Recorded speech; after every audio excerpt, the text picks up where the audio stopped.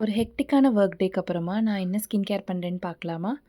எந்த ஒரு ஃபேன்சி சீரமும் இல்லாம ஒரு ஹெர்பல் பவுடர் வச்சு தான் இன்றைக்கி ஸ்கின் கேர் பண்ண போறேன். ஒரு 1 ஸ்பூன் ஆஃப் அந்த பவுடர் எடுத்துக்கலாம். அப்புறம் இது கூட கர்டோ, மில்க் எது வேணா நம்ம ஆட் பண்ணிக்கலாம். நான் 2 ஸ்பூன்ஸ் ஆஃப் கர்ட் ஆட் பண்ணியிருக்கேன்.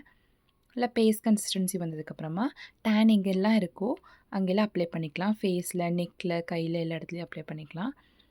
நான் பிஃபோர் யூசேஜ் என் கையிலோட ஸ்னிப் ஆட் பண்ணியிருக்கேன். ட்ரை ஆனதுக்கப்புறமா நல்லா சர்க்குலர் மோஷனில் மசாஜ் கொடுத்துட்டு நல்லா வாஷ் பண்ணி எடுத்துக்கலாம். வாஷ் பண்ணோடனே நமக்கு இன்ஸ்டன்ட்டாவே தெரியும். டேன்லாம் ரிமூவ் ஆனதும் கொஞ்சம் லைட்டாக ஒயிட்னிங் எஃபெக்ட்டும் நமக்கு தெரியும். இது நம்ம கம்ப்ளீட் யூஸ் பண்ணிகிட்டே வந்தால் நமக்கு நல்ல விசிபிள் ரிசல்ட்ஸ் தெரியும். இந்த பவுடர் என்னன்னு தெரிஞ்சுக்கணும்னா கமெண்ட்டில் சொல்லுங்கள். அதுக்கப்புறம் நைட் டின்னருக்கு நான் வந்து பால், கொஞ்சம் மியூஸ்லி, அப்புறம் என்னோடய ஃபேவரட் ஃப்ரூட்ஸ் கொஞ்சம் பனானா, அப்புறம் கொஞ்சம் ட்ரை ஃப்ரூட்ஸ், அதுக்கப்புறம் மாதுளம்பழம்லாம் ஆட் பண்ணிவிட்டு அதான் நான் டின்னராக எடுத்துக்கிட்டேன். டின்னர் சாப்பிட்டதுக்கப்புறமா பையனுக்கும் ஹஸ்பண்டுக்கும் தோசையும் சட்னியும் அரைச்சி கொடுத்துட்டு சாப்பிட்டு தூங்கிட்டோம்.